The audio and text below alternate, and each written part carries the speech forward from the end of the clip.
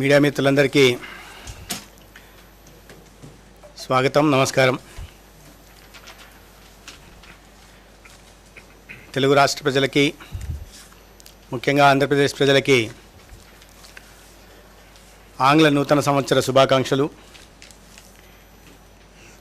ఈ కొత్త సంవత్సరం రాబోయే 22 సంవత్సరాలకి ఒక వికసిత భారత్, స్వర్ణ ఆంధ్రప్రదేశ్,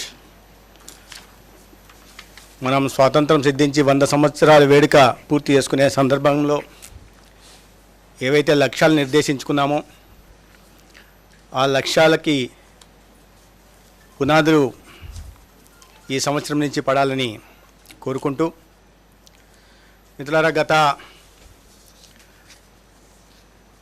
7 నెలల క్రితం ఈ రాష్ట్రంలో చంద్రబాబు నాయుడు గారి నాయకత్వంలో ఎన్డీఏ ప్రభుత్వం ఏర్పాటైంది. ప్రభుత్వం ఏర్పాటైన నాటి నుండి ఎన్నికల సందర్భంగా ఇచ్చిన హామీ మేరకు అనేక హామీలను నెరవేర్చే కార్యక్రమం జరుగుతోంది. అది ఎన్నికల హామీ కానప్పటికీ ప్రభుత్వ ఉద్యోగులందరికీ కూడా 1వ తేదీ జీతాలు పడుతున్నాయి.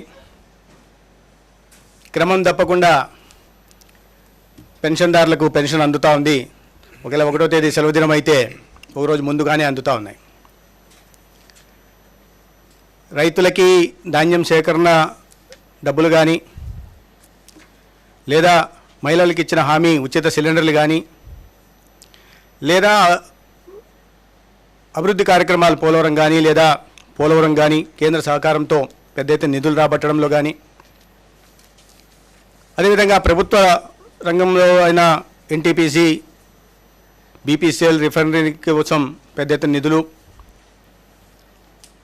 ప్రైవేటు సంస్థల నుంచి కూడా పెద్ద ఎత్తున నిధులు, పరిశ్రమల స్థాపన కోసం ఏర్పాటు మార్గం సుగమం చేస్తూ ఉద్యోగ ఉపాధి అవకాశాలు లభిస్తూ ఉన్నాయి. ఎన్నికల సందర్భంగా ఇచ్చిన మరొక హామీ, ఈ రాష్ట్రంలో ఉంటున్న 1,43,00,000 మంది, 1,43,00,000 కుటుంబాలు అందరికి కూడా 25 లక్షల దాకా యూనివర్సల్ హెల్త్ ఇన్సూరెన్స్ ఇస్తామని చెప్పడం జరిగింది. దాంట్లో అనుగుణంగానే ముఖ్యమంత్రి ఆదేశాల మేరకు సంబంధిత స్టేక్ హోల్డర్స్తో కానీ, ఇన్సూరెన్స్ కంపెనీలతో కానీ మాట్లాడడం, ఎన్టీఆర్ వైద్య సేవలో ఉచితంగా ఈ 1,43,00,000 కుటుంబాలు, 4,30,00,000 వ్యక్తులకి, పేదలకి 25 లక్షల దాకా వైద్య సేవ అందించడం కోసం ఒక హైబ్రిడ్ మోడల్ తీసుకురావడం జరిగింది. దీంట్లో ఇన్సూరెన్స్, అదేవిధంగా కేంద్ర ప్రభుత్వం ఆయుష్మాన్ భారత్, రాష్ట్రంలో ఎన్టీఆర్ వైద్య సేవ మూడింటికి అనుసంధానం చేసుకొని రాష్ట్రంలోని పేదలందరికీ ఒక నాణ్యమైన ఉచిత వైద్య సేవలను అందించాలనే లక్ష్యంతో ఈ హైబ్రిడ్ మోడ్ తీసుకురావడం జరిగింది. దీంట్లో ప్రచారం చేస్తున్నట్టుగా 2.5 లక్షల లోపల వైద్య సేవలు ఉండవు, మొత్తం ట్రస్ట్ మోడల్లో నుంచి ఇన్సూరెన్స్ మోడల్లోకి మారిపోతున్న ప్రచారం జరుగుతూ ఉంది. దానివల్ల ప్రజల్లో, ముఖ్యంగా పేదల్లో భయాందోళనలు నెలకొన్నాయి.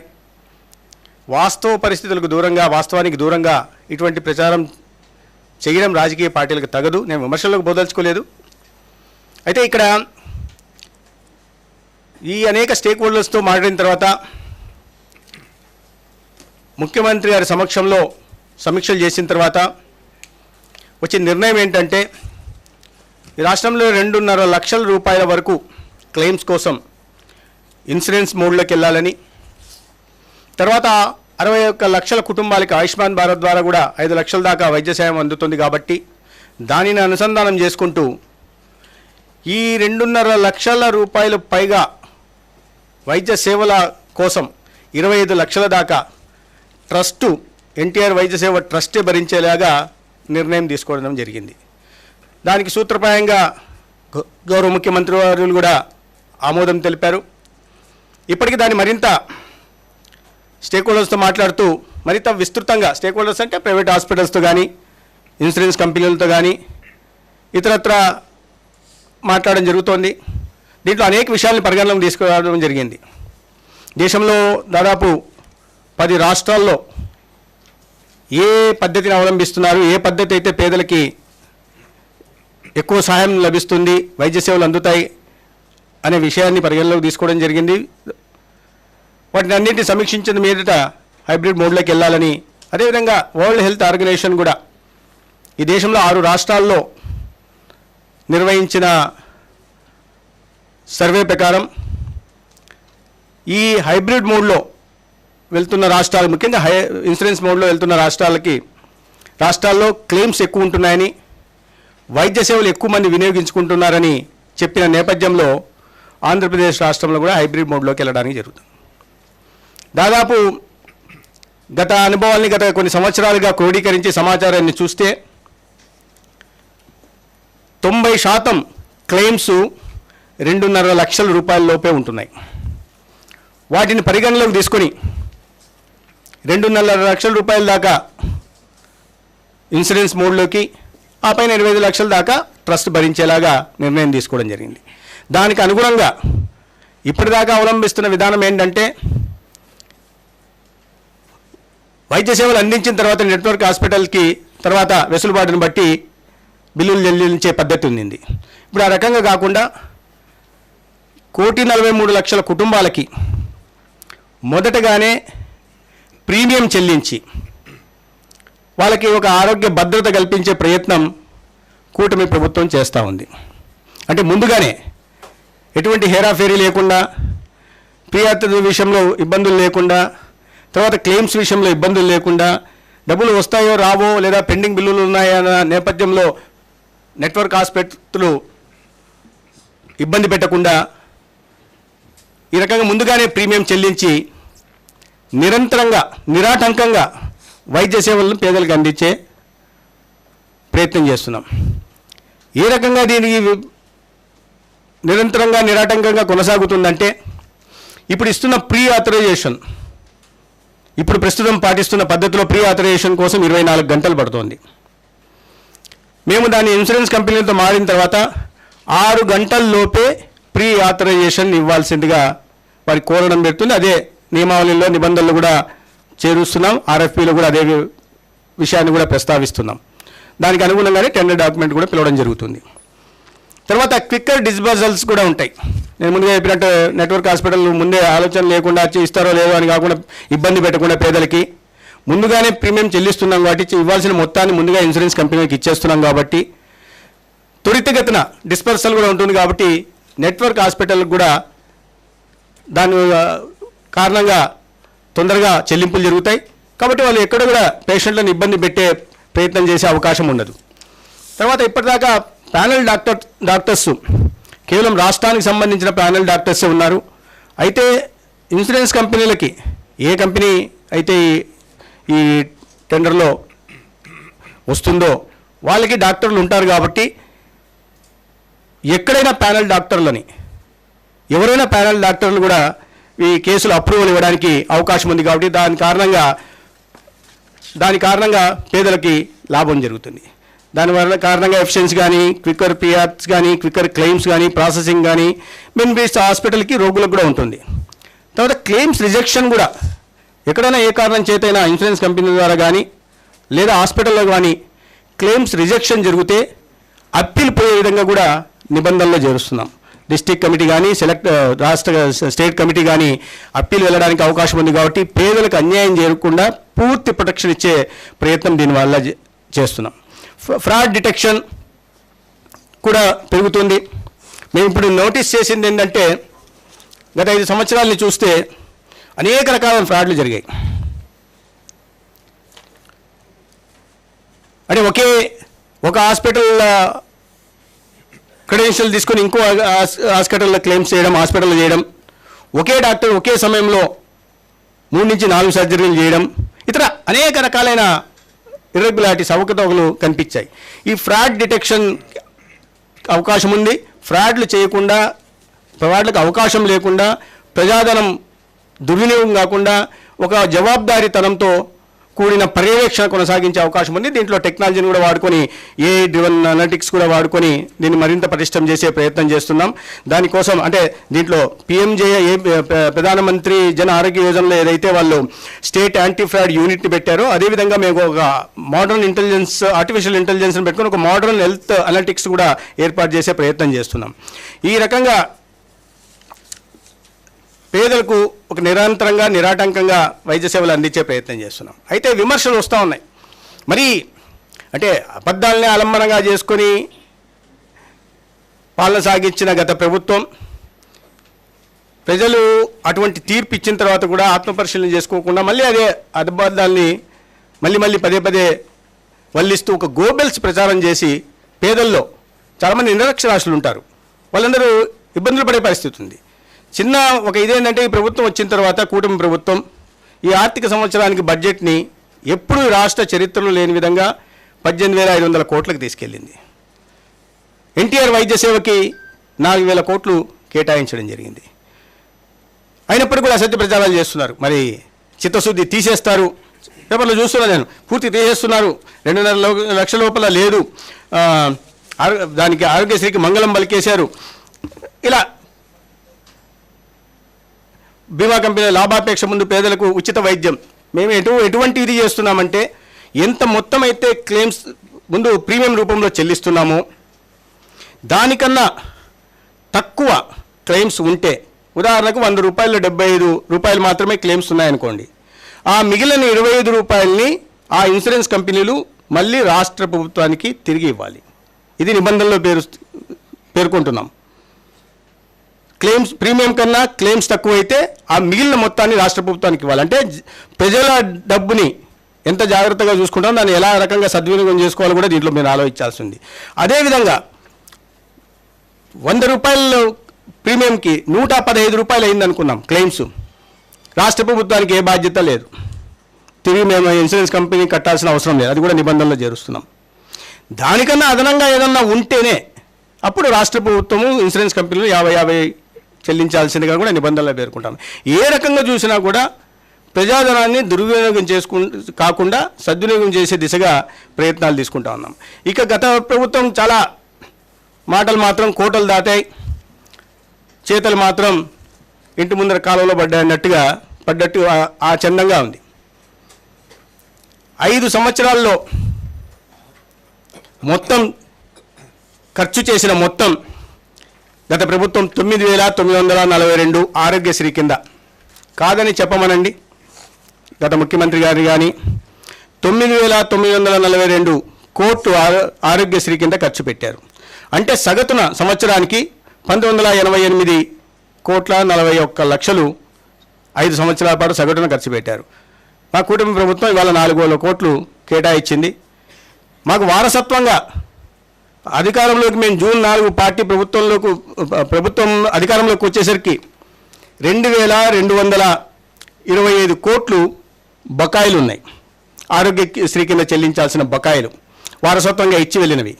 ఖర్చు పెట్టిందేమో 942 కోట్లే, సగటున 1,988 కోట్లే. దాంట్లో కూడా మళ్ళా ఆయుష్మాన్ భారత్ కింద పిఎంజేవై కింద వచ్చే కొద్దిగా మొత్తం ఉంది. ఇంత వారసత్వంగా 2,000 ఈనాటికి కూడా గత ప్రభుత్వం పెట్టిపోయిన బకాయిలనే చెల్లించుకుంటా ఉన్నాం. 1,350 కోట్లని ఇప్పటికే నెట్వర్క్ ఆసుపత్రులు చెల్లించడం జరిగింది. దాదాపు 970 కోట్లు సిఎఫ్ఎంఎస్కి అప్లోడ్ చేయడం జరిగింది.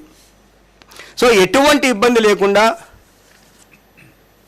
పేదలకి ఒక ఉచితమైన నాణ్యమైన ఎటువంటి ఇబ్బందులు అడ్డంకులు లేకుండా త్వరితగతిన అందించే ప్రయత్నం చేస్తున్నాం. కాబట్టి ప్రజలు ఇటు అపోహల్లో పడకూడదనే విషయం చెప్పే ప్రయత్నం చేస్తున్నాను. ఇంకోటి నేను ఫ్రాడ్ డిటెక్షన్ గురించి చెప్పా. ఫ్రాడ్ డిటెక్షన్ కన్నా ముందు మొత్తం 5 ఏళ్లలో ఈ 9,942 కోట్లు ఖర్చు పెట్టారని నేను చెప్పాను. 38 లక్షల కుటుంబాలు ఈ ఆరోగ్యశ్రీ ద్వారా లబ్ధి పొందాయి.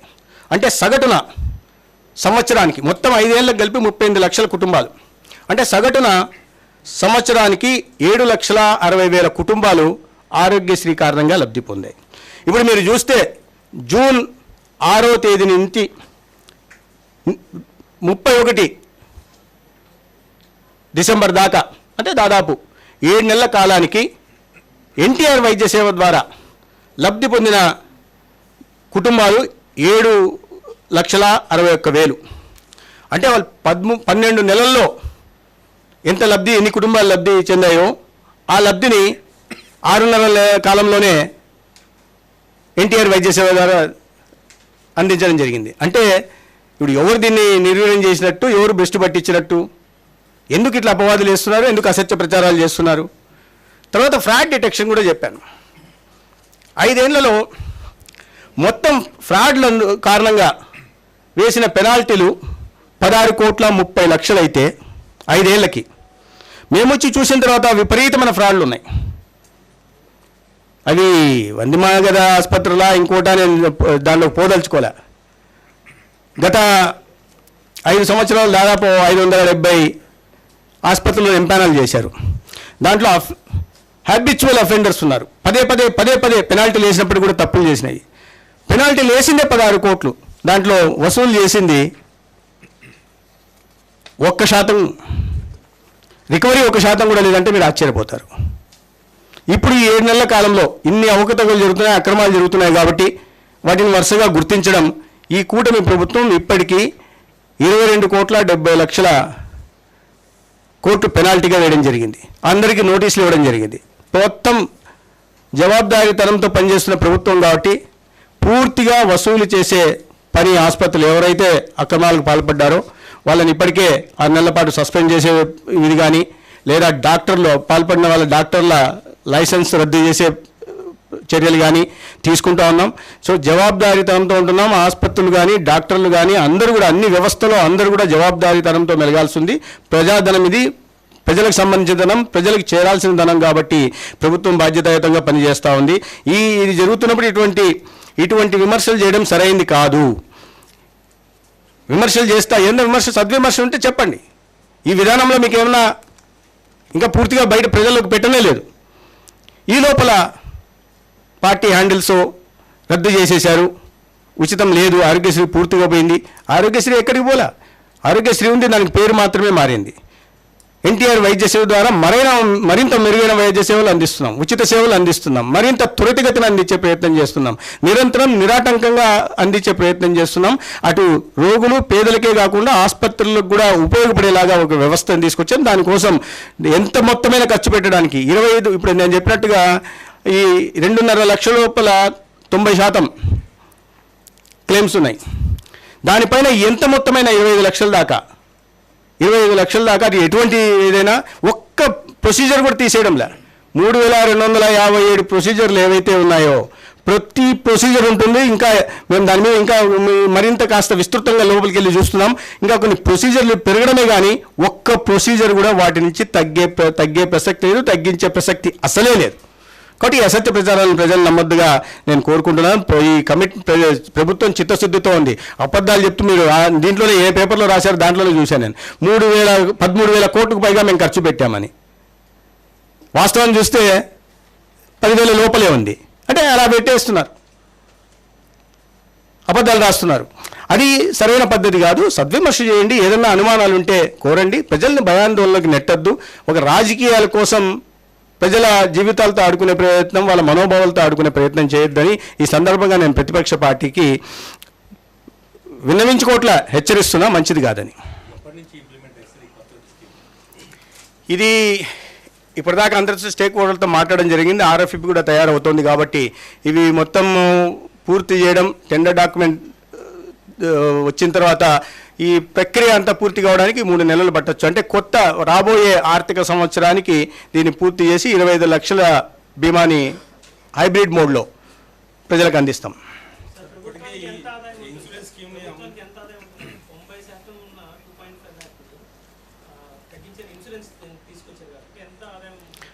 ప్రభుత్వానికి దాంట్లో ఆదాయం వచ్చేది లేదు, ఖర్చు. ఇంకా మీరు ఈ విధానం ద్వారా నేను ఇప్పుడే వరల్డ్ హెల్త్ ఆర్గనైజేషన్ చెప్పాను, దీని ద్వారా క్లెయిమ్స్ పెరిగాయి, బెనిఫిషరీస్ కూడా పెరిగారు. సో సంఖ్య పెరుగుతుంది. పోయిన సంవత్సరం ఇది 11,50,000 పోయిన ఆర్థిక సంవత్సరంలో మొత్తం లబ్ధి పొందిన వాళ్ళు 11,50,000 ఉన్నారు.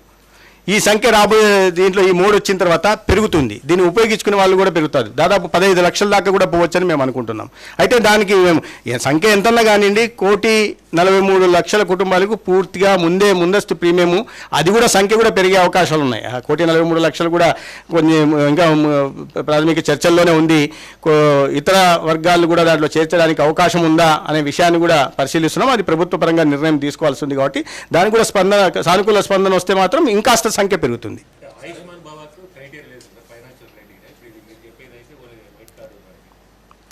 ఆయుష్మాన్ భారత్ లిమిటెడ్ ఉన్న 21 లక్షల కుటుంబాలకు మాత్రమే మన రాష్ట్రంలో సోషియో ఎకనామిక్ సెన్సస్ ఆధారంగా తీసుకొని 61 లక్షల కుటుంబాలకు మాత్రమే వర్తి చేస్తున్నారు. అయితే ఈ ఎన్టీఆర్ వైద్య సేవ ఇప్పుడు ప్రస్తుతం అయితే 1,43,00,000 కుటుంబాలకు ఉంది.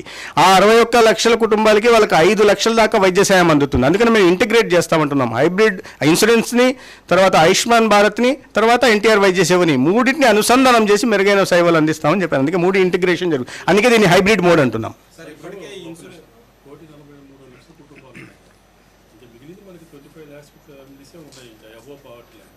వాళ్ళకి మీకు చెప్పిన స్టేట్మెంట్ యూనివర్సల్ ఆఫ్ హెల్త్ అంటే అందరూ రావాలి కదా, స్టేట్లో ఉన్నారు వాళ్ళు కూడా తీసుకొస్తారా?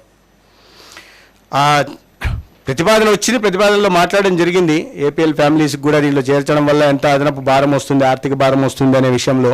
అయితే ఈ క్యాష్లెస్ హెల్త్ కేర్ సర్వీసెస్లో ఎలా ఉంటుందంటే ఆసుపత్రులు మనం కూడా సాగించాల్సి ఉంది.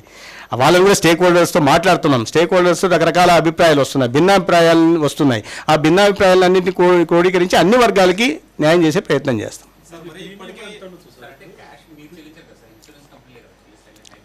అవును.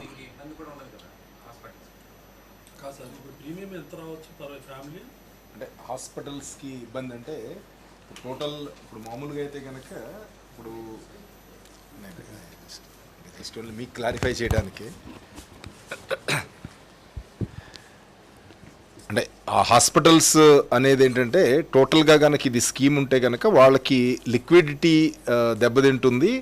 కంప్లీట్ అందరూ కనుక ఈ ఇన్సూరెన్సు అంటే మనకి ఎలాగూ ఈ ఎన్టీఆర్ వైద్య సేవలో మన రేట్స్ మన బయట కాంపిటేటివ్ రేట్స్ లాగా ఓపెన్ మార్కెట్ రేట్స్ లాగా మనం ప్యాకేజ్ రేట్స్ ఇస్తాము. సో వాళ్ళకేంటి కొంతైనా పర్సంటేజీ బయట పేషెంట్స్ది కనుక వస్తే కనుక లిక్విడిటీ ఉంటుంది సిస్టంలో, వాళ్ళు రన్ చేయడానికి అవకాశం ఉంటుంది. మొత్తం 100% మీరు కవర్ చేస్తే కనుక టోటల్ లిక్విడిటీ అంతా జీరో అయిపోయి మా హాస్పిటల్స్ మేనేజ్ చేయడం కష్టమవుతుందనేది వాళ్ళు లాస్ట్ టైం మనం మీటింగ్ పెట్టినప్పుడు చెప్పారు. సో ముఖ్యమంత్రి గారికి అది చెప్పాము. సో దాని మీద ఫర్దర్గా డిస్కషన్ చేసి ఫైనల్ డెసిషన్ తీసుకుందామనేది దట్ ఈస్ మినిస్టర్ సీఎం గారు చెప్పింది. ఇప్పుడు మనకి దీంట్లో ట్రస్ట్ మోడల్లో ఫైనాన్స్ బటన్ తగ్గుతుందా, నియమాలు పెరుగుతుందా? ప్రీమియం రూపంలో చూపించడం వల్ల 4,000 కోట్లు అవుతుంది. ప్రీమియం అంటే మీకు ఎలా వస్తుందంటే ఈ ఒక అందుకనే మొదటి సంవత్సరం ఏ రకంగా నేను చెప్పాను మీకు, ఈ బెనిఫిషరీ సంఖ్య కూడా పెరిగే అవకాశం ఉంది. ప్రీమియం అయితే 1,43,00,000 మంది చెల్లిస్తాం. అయితే ప్రొసీజర్లు కూడా ఇప్పుడైతే సగటున చూసుకుంటే సంఖ్య పెరిగినప్పుడు మామూలుగా అయితే ట్రస్ట్ మోడ్లో ఉంటే అమౌంట్ కూడా పెరగాల్సి ఉంది. అయితే మీరు దీనికి సంబంధం లేకుండా 1,43,00,000 మందికి చెల్లిస్తున్నాం కాబట్టి ప్రీమియం ముందుగానే ఇప్పుడు సగటున ఒక్కొక్క కుటుంబానికి 2,500 దాకా రావచ్చని భావిస్తున్నాం. సార్ ఇప్పటికే ఈ ఇన్సూరెన్స్ అమలు చేసిన రాష్ట్రాలు బయటకు వచ్చేసాయి. మహారాష్ట్ర వచ్చేసింది, కేరళ వచ్చేసింది, ఇంకా కొన్ని రాష్ట్రాలు బయట కావాలని వస్తున్నట్టు వార్తలు వస్తున్నాయి. ఈ సందర్భంలో మరి మీరు దాంట్లోకి వెళ్ళడం వల్ల ప్రజలకి ఇన్సూరెన్స్ కంపెనీలు అక్కడికి మహారాష్ట్రలో బయట it all depends on the implementation సమర్థవంతంగా జరిగితే, ఫ్రాడ్ డిటెక్షన్ సమర్థవంతంగా జరిగితే అందుకనే మేము వాటిని దీంట్లో ఉన్న వాటిని పరిగణలోకి తీసుకుని వీటిలో ఇది అప్పీల్ ఇది కూడా పెట్టాం. తర్వాత ఈ ఫ్రాడ్ డిటెక్షన్ కూడా మరింత సమర్థవంతంగా చేయాలని చూస్తున్నాం. సో జవాబుదారీతనం అనే విషయం మాట్లాడాను నేను. ఆసుపత్రులకు కూడా జవాబుదారీతనం ఉండాలనే విషయాన్ని. అందుకని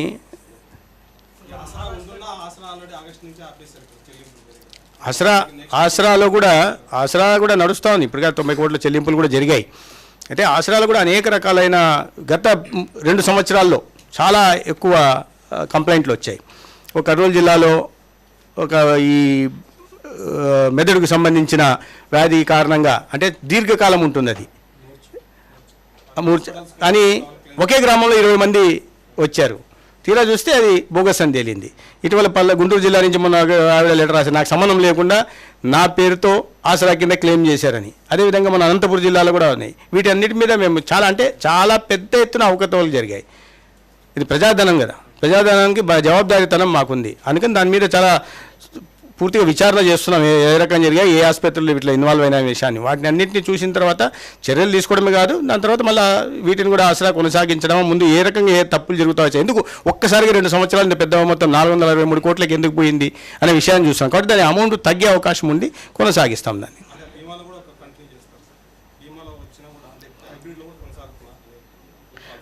ఆసరా విషయాన్ని బీమాలో కొనసాగే అవకాశం లేదు. 10 రోజుల పాటు ఏదో ఇచ్చేది ఉందో అది ఉంటుంది, కానీ ఈ ఆసరా తర్వాత ఇది దీర్ఘకాలం పాటు ఇచ్చే ఇది బీమాలో చేర్చడం లేదు. అది ట్రస్ట్ ద్వారానే చేయడం జరుగుతుంది.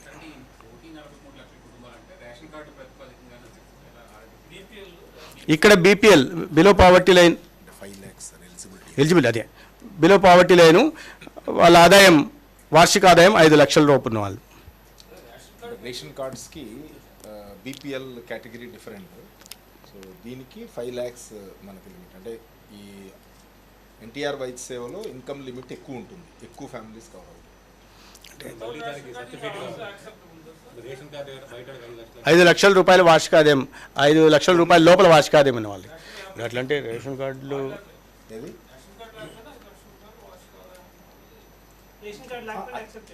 అలా కాదండి. అంటే బేసిక్గా మన ఇంతకుముందు ఆరోగ్యశ్రీ, ఇప్పుడు ఎన్టీఆర్ వైద్య సేవకి ఆల్రెడీ ఎలిజిబుల్ కార్డ్స్ అన్ని 1.43 crores ఇచ్చింది. 5 lakhs కన్నా లోపు ఇన్కమ్ ఉన్న వాళ్ళందరూ తీసుకున్నారు ఆల్రెడీ. ఇంకెవరన్నా ఎలిజిబిలిటీ అయితే ఇవ్వచ్చు, అది విలేజ్ సెక్రటేరియట్ లెవెల్లోనే డిసైడ్ అవుతుంది. విలేజ్ సెక్రటేరియట్ వాళ్ళు ఇస్తున్నారు. ఇంతకుముందు కూడా 5 lakhs, ఇప్పుడు 5 lakhs. మార్పు ఏమి లేదు.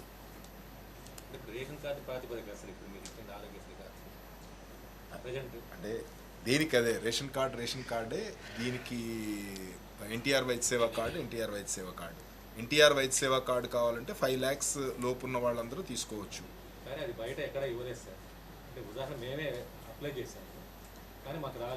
మీ ఇన్కమ్ అంతకన్నా ఎక్కువ ఉందని వార్డ్ సెక్రటేరియట్ వాళ్ళు ఫీల్ అయ్యారు. దానికి ఒక ట్రాన్సాక్షన్ అడ్వైజర్ని పెడుతున్నాము. ట్రాన్సాక్షన్ అడ్వైజర్ని పెట్టి ఇవాళ, ఎందుకంటే గత 4 సంవత్సరాల్లో ఈ 17 కాలేజీల్లో పెట్టిన ఇది ఫైనాన్షియల్ ప్రోగ్రెస్ కేవలం 16% మాత్రమే ఉంది. 8,500 కోట్లు ఖర్చు పెట్టాల్సి వస్తే 2,100 కోట్లు ఖర్చు పెట్టారు. దాంట్లో 700 కోట్లు బకాయిలు పెట్టేసిపోయారు. 1,400 కోట్లు మాత్రమే కాలేజీలకు చెల్లింపులు జరిగాయి.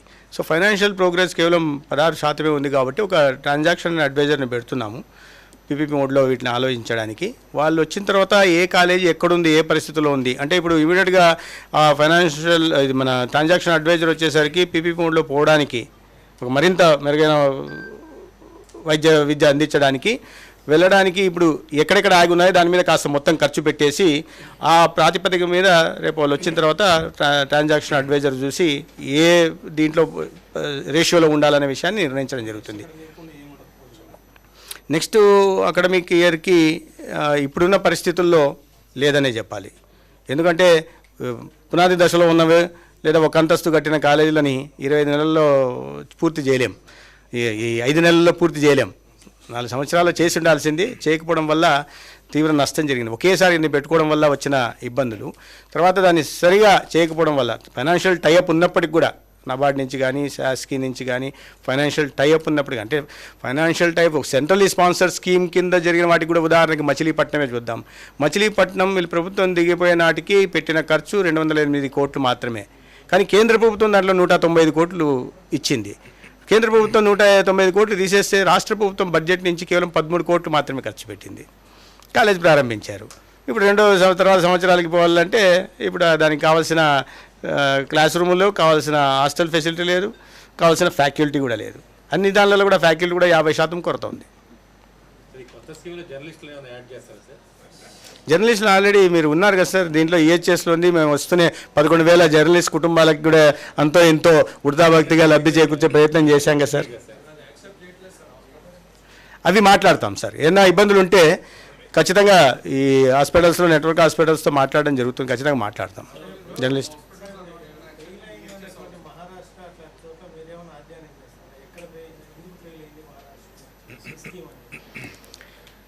అంటే మేము అధ్యయనం చేయడం కాకుండా వరల్డ్ హెల్త్ ఆర్గనైజేషన్ చేసింది, WHO చేసింది. నేను చెప్పిన నిర్వహణలో ఇంప్లిమెంటేషన్లో వచ్చిన ఇబ్బందుల వల్ల తమిళనాడులో బాగా జరుగుతుంది, గుజరాత్లో బాగా జరుగుతుంది. సక్సెస్ స్టోరీలు చూసాం మేము. ఈ రాష్ట్రాల్లో సమర్థవంతంగా నిర్వహిస్తున్న రాష్ట్రాల నుంచి వాటిని ఉదాహరణగా తీసుకుని ఆ మోడల్ని తీసుకొచ్చే ప్రయత్నం చేశాం. ఏం కాదు, తమిళనాడు మనకన్నా చాలా పెద్ద రాష్ట్రం, గుజరాత్ మనకన్నా పెద్ద రాష్ట్రం, తమిళనాడు మనకన్నా డబుల్ సైజులో ఉంటుంది జనాభా చూసుకుంటే. కాబట్టి ఆ రాష్ట్రాలని లెక్కలోకి తీసుకున్నాం. లేదు, ప్రస్తుతానికి 3257 ప్రొసీజర్లు ఉన్నాయి. ఆ ప్రొసీజర్లను కొనసాగిస్తున్నాం. తర్వాత డిఎంఈకి కూడా దీని మీద ఒకసారి చూడాల్సింది చెప్పడం జరిగింది. డిఎంఈ డైరెక్టర్ ఆఫ్ మెడికల్ ఎడ్యుకేషన్ని కూడా అన్ని ప్రొసీజర్స్ ఒకసారి స్టడీ చేయాల్సిందిగా వాళ్ళు కూడా ఇస్తారు. అయితే పెరుగుతాయి కానీ ఒకటి కూడా తగ్గే అవకాశం లేదు. ఇది ఇక్కడ వచ్చింది ఏంటంటే మంత్రి ప్రభుత్వానికి దీంట్లో సంబంధం లేని విషయంలాగా తయారైపోయింది. ఇది కోర్టుకి కమిషన్కి మధ్య వచ్చిన సమస్య. ఇది గతంలో 2023 బ్లాక్ పీరియడ్లో ఏదైతే కమిషను యూనిఫామ్గా పెట్టి, అంటే అప్పుడు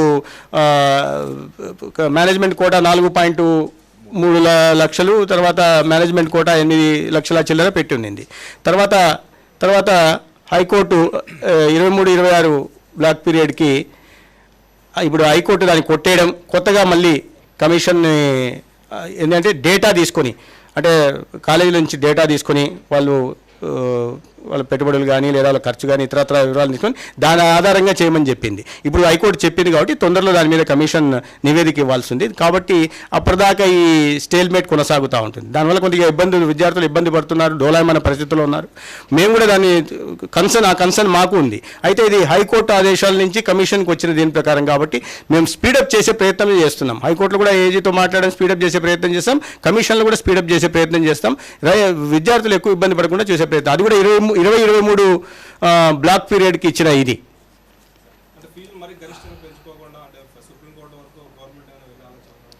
దీంట్లో సుప్రీంకోర్టులో ఒక ఆల్రెడీ సుప్రీంకోర్టు వర్సెస్ ఇనాందార్ కేసులో ఇది ఇచ్చిందనమాట. ఈ కన్వీనర్ కోటాకి మేనేజ్మెంట్ కోటాకి తేడా చూడొద్దని చెప్పి సుప్రీంకోర్టు ఆల్రెడీ తీర్పు ఇచ్చేసింది. అదొక ఇబ్బందికరమైన పరిస్థితి.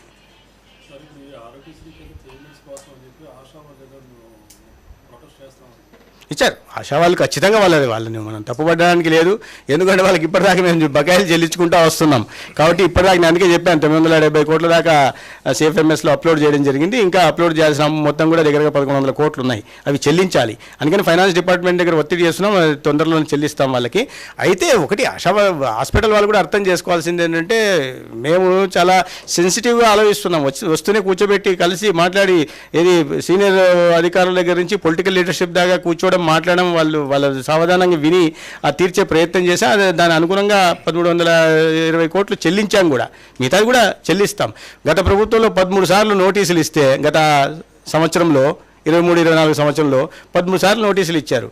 ఒక్కరు పట్టించుకున్న పాపాన పోలా. మేము స్పందిస్తున్నాం, సానుకూలంగా స్పందించడమే కాకుండా మాట్లాడతాం, అధికారులు మాట్లాడుతున్నారు వాళ్ళతో ఆల్రెడీ. కాబట్టి దాన్ని పరిష్కరిస్తాం. ప్రజలకి ఎటువంటి ఇబ్బంది లేకుండా చూస్తాం. నెట్వర్క్ హాస్పిటల్ కూడా వాళ్ళకి చెల్లించాల్సిన మొత్తాన్ని చెల్లిస్తాం. అయితే అదే సమయంలో అయితే ఆసుపత్రులు కూడా నేను ఈ సందర్భంగా మీడియా మాధ్యమం చెప్పానంటే జవాబుదారీతనంతో ఉండాల్సిన బాధ్యత మీ మీద కూడా ఉంది.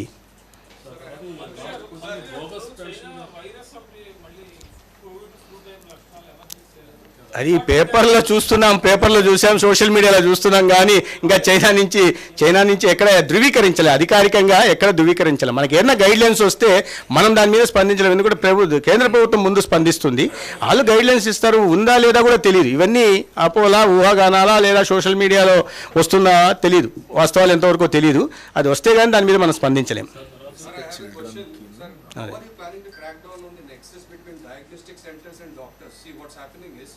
These doctors have tie-ups with certain diagnostic centers and they prescribe some tests. Okay, so the patient has to go only to that diagnostic center. If he goes to another diagnostic center, he will not get that 50% cut. So they have got emboldened to such an extent that they are even criticizing and scolding the patients for not going to that particular diagnostic center. Sir, we have received, in fact, received a few complaints on such things also, and we are keeping a check on that. We have a monitoring system also, and we are sending vigilance committees also, and we are also planning to use this AI analytics to have a proper check on the such things, so that such things won't occur in the future. ఈ bogus pension మనం ఏవేయడానికి doctor ఇంటికి వెళ్ళి టెస్టులు చేస్తారు bed definitions. అవును, అంటే ఇప్పుడు దాని మీద చాలా అంటే ఇప్పుడు బెడ్ రిడెన్ పేషెంట్స్కి వాళ్ళకి ఇన్కన్వీనియన్స్ ఉండకూడదనే ఉద్దేశంతో అంటే ఒకటేంటి గవర్నమెంట్ ఎస్పెషలీ ముఖ్యమంత్రి గారు చాలా స్పష్టమైన ఆదేశాలు ఇచ్చింది ఏంటంటే ఎలిజిబుల్ ఉన్న వాళ్ళు ఎవరు కూడా ఇబ్బంది పడకూడదు, ఇన్ఎలిజిబుల్ వాళ్ళు ఈ మిచీవియస్గా తీసుకోవడానికి అవకాశం ఉండకూడదు అని. సో దాన్ని దృష్టిలో పెట్టుకుని టోటల్గా మన స్టేట్లో అరౌండ్ 24,000 మంది ఈ బెడ్ రిడెన్ కేసులో పెన్షనర్స్ ఉన్నారు. సో ఈ 24,000 మందిని డిఫరెంట్ విలేజెస్లో ఉంటారు కాబట్టి విలేజెస్, వార్డ్స్, అర్బన్ ఏరియాస్లో వీటిలో మనం ఒకసారి డీటెయిల్డ్గా ఒక టీమ్ని ఆర్థోపెడిక్ సర్జన్, తర్వాత జనరల్ ఫిజిషియన్ని, అలాగే అక్కడ లోకల్ పిహెచ్సి డాక్టర్ని, సో వీళ్ళ ముగ్గురుతో ఒక టీంని పెట్టి ఆ టీంతో ఇంటింటికి వెళ్ళి చెక్ చేయించడానికి నిర్ణయం తీసుకోవడం జరిగింది. సో అది నెక్స్ట్ వీక్ నుంచి మనం స్టార్ట్ చేస్తాము. సో మనకి సెకండరీ హెల్త్లోను, తర్వాత మెడికల్ ఎడ్యుకేషన్, గవర్నమెంట్ జనరల్ హాస్పిటల్స్లో ఉన్న స్పెషలిస్టులను ఉపయోగించి ఒక్కొక్క డిస్ట్రిక్ట్కి అక్కడ ఉన్న పెన్షనర్స్ని బేస్ చేసుకుని, నెంబర్ని బేస్ చేసుకుని టీమ్స్ ఫామ్ చేశాము. సో అది చాలా సిస్టమేటిక్గా జరపడానికి యాక్చువల్గా యాక్షన్ తీసుకుంటున్నాం.